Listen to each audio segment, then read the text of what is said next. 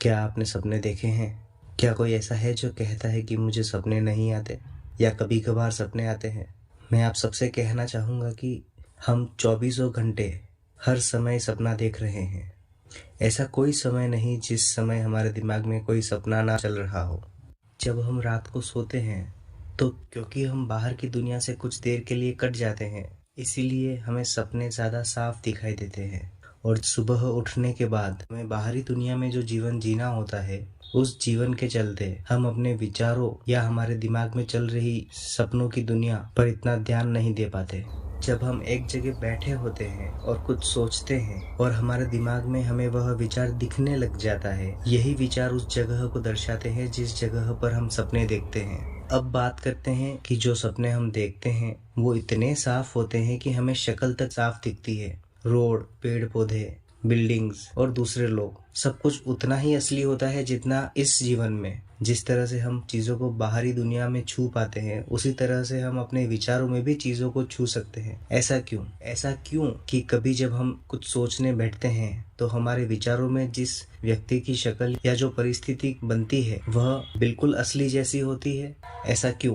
तो इसका जवाब है कि जब कोई विचार हमारे दिमाग में आता है, उस विचार की ताकत से एक पूरा ब्रह्मांड हमारे दिमाग में बन जाता है, एक पूरी दुनिया बन जाती है। इस पूरी दुनिया में एक पूरा शहर बन जाता है, उस पूरे शहर में एक नए आप बन जाते हो, नए लोग बन जाते हैं, एक नई कल्पना की पूरी दुनिया बन जाती है और उस दुनिया से हम बातचीत भी कर सकते हैं। मजे की बात तो यह है कि वो दुनिया भी उतनी ही हकीकत है जितनी की हमारे बाहर की दुनिया हमें हकीकत लगती है। अब इससे एक और स्टेप ऊपर आते हैं। अब सोचो कि हम सब इस दुनिया में, इस धरती पर जो आपस में बात कर रहे हैं, हम सभी लोग किसी एक जीव के दिमाग की एक कोशिका में, एक ग्रह पर, जिसे हम धरती कहते हैं, वो ग्रह उस दिमाग की कोशिका का एक अणु है, एक अणु का हिस्सा है और हम सब किसी एक जीव के सपने में चल रहे हैं। तो ऐसा कहा जा सकता है कि हम सब किसी एक जीव के सपने में चल रहे हैं और जो जीव हमें सपने में देख रहा है वो भी किसी और जीव के सपने में चल रहा है और ऐसा चलता जा रहा है। क्या इसका कोई अंत नहीं? तो हाँ, इसका भी अंत है। ये ब्रह्मांड जिस स्तर पर जाकर खत्म हो जाएगा, मतलब जहाँ हम हैं उसके बाहर पूरी धरती है, उसके बाहर पूरा एक सौर मंडल है, उसके बाद पूरी आकाश गंगा है, तो एक ऐसा स्तर आएगा जिस स्तर पर ब्रह्मांड का अंत जरूर आएगा और बाहर से देखने पर ब्रह्मांड कैसा दिखेगा वो भी पूर्ण स्वतंत्रता पुस्तक में लिखा गया है। हम सभी को चलाने वाली शक्ति एक ही है और भले ही हम अलग अलग सपने देखते हों, लेकिन उन सपनों के साथ साथ हमारे जीवन पर भी नियंत्रित करने वाली एक ही शक्ति है। अब एक और बात की कल्पना करिए कि आप एक सपना देख रहे हैं। उस सपने में आप देखते हैं कि पूरा शहर वीरान है। अचानक से सामने से कई सारे लोग भागते हुए आपके पास आते हैं और आपके सामने से भागते हुए वो आगे चले जाते हैं।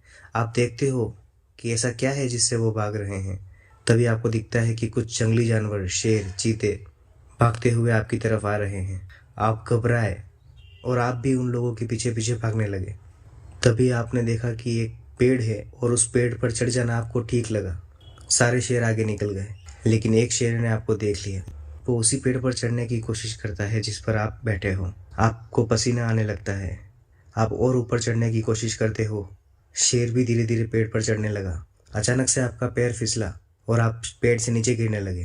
तभी आपकी आँख खुल गई और जैसे ही आपकी आँख खुलती है आपको समझ में आता है कि ये तो सपना था। सपने में जो लोग भाग रहे थे वो भी मैं था, मैं था ही। सामने जो शेर आए थे वो शेर भी मैं था, वो पेड़ जिस पर मैं चढ़ा था वो पेड़ भी मैं ही था और जो डर था वो भी मैं ही था। मेरी ही चेतना हर एक का रूप लेकर मेरे ही साथ खेल रही थी। तो अब हमें यह समझना चाहिए कि ये जो जीवन हम जी रहे हैं असली दुनिया में, ये भी वैसा ही सपना है। असल में एक ही चेतना है जो हम सबको चला रही है। इसी तरह की और बातें जानने के लिए बने रहिए हमारे साथ। तब तक के लिए धन्यवाद। मिलते हैं नए वीडियो के साथ और अगर वीडियो अच्छा लगे तो सब्सक्राइब, लाइक, शेयर करना। धन्यवाद।